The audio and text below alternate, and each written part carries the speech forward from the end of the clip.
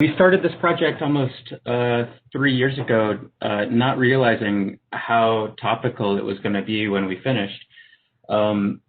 These digital advertising platforms that have arisen in the last 15 to 20 years, they've produced phenomenal new capabilities for marketers. And to me, the two most important ones are just how easily I can create hyper-local targeted advertising. The friction that has been removed in the advertising market by these platforms is just amazing. Within 5 minutes, and I can max out my credit card on Facebook and Google, and I might even reach some of my potential customers. The industry creating these innovations has been very richly rewarded for the services they've enabled, and essentially quintupling their revenue in over the last 10 years. And if you showed this graph to a neoclassical economist, they're going to say, "Wow, what a healthy industry!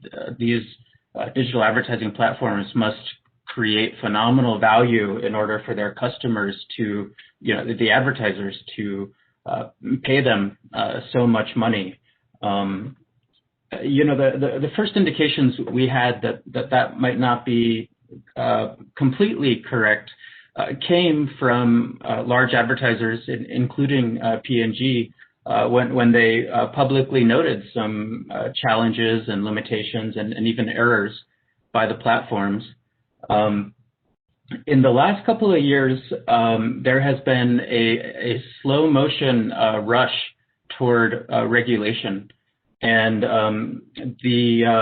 there have been a number of actions where governments have sanctioned and fined digital advertising platforms.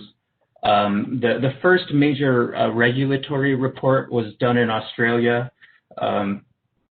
and it was recommending a specialist branch within their competition and consumer welfare regulator to oversee digital platform markets. Of course, we all know what's going on in Australia with Facebook right now. Their regulators seem to be moving a little bit faster than others around the world, but others are also showing similar concerns. The big one is the report that came out of the U.S. House Subcommittee on Antitrust Communications and Administrative Law. This was quite a serious, competent document, over 400 pages, illustrating a bipartisan consensus on some of the problems that are occurring online.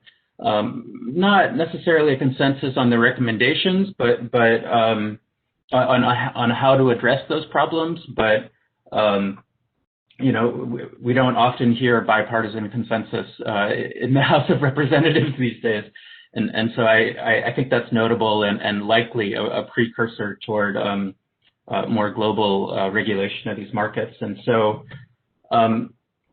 we've been reading some of these reports and some of the associated discussion, and we felt that there were 4 important topics that they were not absent from the reports, but they were not fully appreciated in our view. The first one is the ability of demand for advertising to discipline supply of advertising, and that's the one that I'm going to focus on mostly for the balance of the chat, and consider the rest of the slide as an advertisement for the paper, and I hope folks might open it up and send us their thoughts after. The other 3 issues that can sort of lead to problems in these markets are the way advertising has traditionally been structured.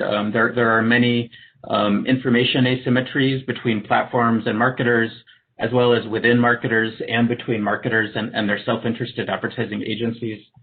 Of course, consumers have the ability to opt out, and the means by which they do so can distort advertising markets. And finally, I really appreciated the discussion of non-human actors in the previous talk. We have about 8 pages on digital advertising fraud. It's such a fascinating area, given the widespread ability for computers to imitate humans online. So focusing in on how advertisers are able to determine the value of their advertising, or not able to determine that. I've come to the view after about 15 years of doing research in this area that advertisements are what we call credence goods. We buy them, but even after we consume them, it's very difficult to evaluate what they've done for us. My favorite example of a credence good is life insurance, right? I pay money every month, hoping that in the unfortunate event of an untimely death, that this company will pay out to my family. And there's no way I'll ever know if that happens, right? I have to trust. And we have some very convincing research that digital advertising has many aspects of this type of good. And so I find a useful analogy in paragliding. So this gentleman with the parachute is about to jump off of a cliff, and we're going to be able to see how high he flies. The wind will push him up, and we'll be able to measure his altitude. But if we want to know how high he has risen, we have to know where he jumped from. We have to know whether this cliff is near the ocean, which is near sea level, or if it's in a mountain range far above sea level. And that will let us distinguish the uplift from the draft from the initial conditions. The problem is that for mature marketers who advertise frequently, we don't get to see the starting point. We only see the combined effect of the initial conditions and the lift provided by advertising. And just to put a little bit of intuition on this, this was a search that I did last year. I was shopping for an electric car, and I searched Tesla, and the first ad that came up was for Volkswagen.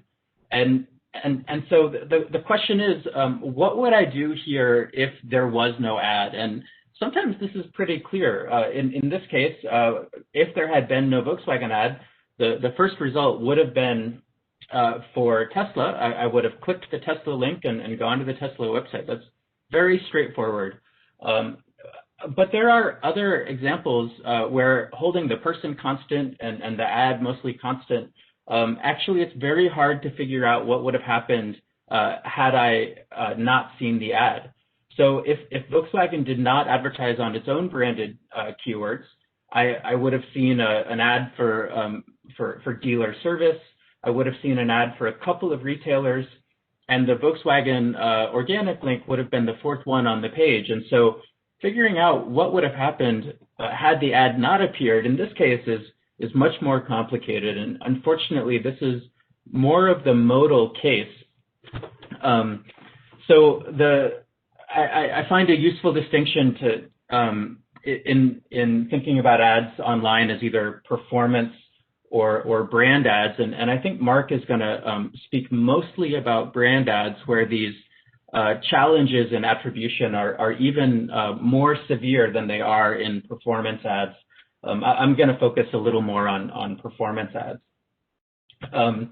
And one thing I've really appreciated about this process with the special issue editors is that they've really pushed us toward thinking seriously and proposing solutions at various levels of the process. And so for a small to medium advertiser that doesn't know its return on advertising, or whether it can interpret a correlation as an incremental effect of advertising.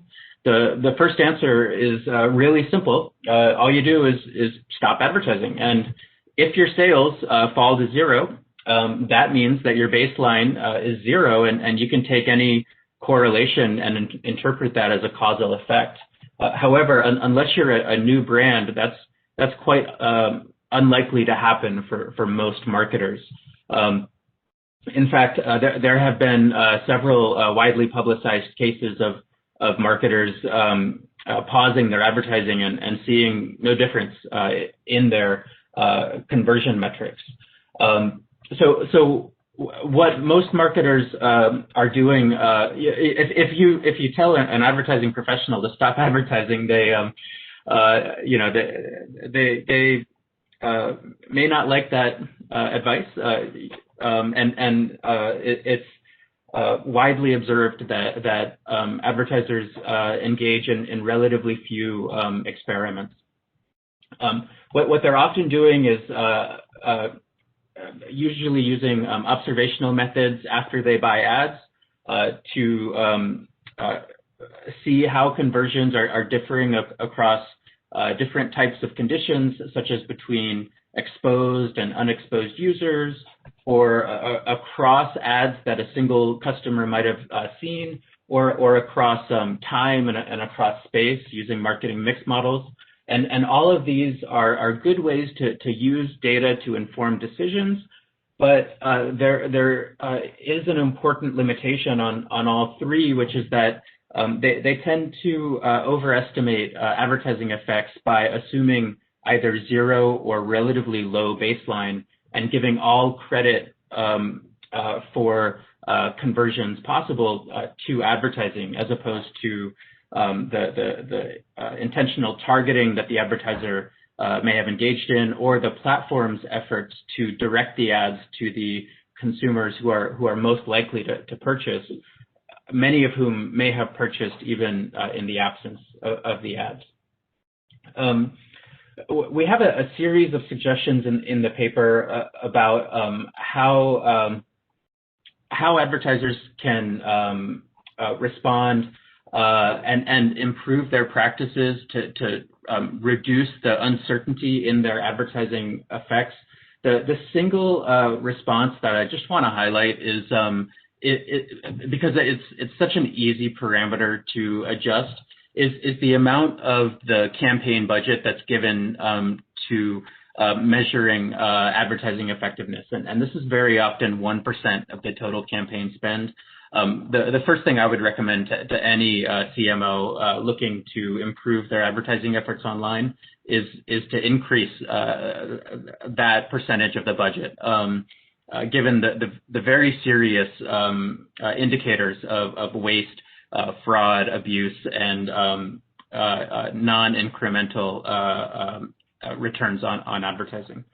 I could keep going for another hour, but I think this is probably a good place to pause, and I'm really excited to hear what Mark has to say about brand advertising.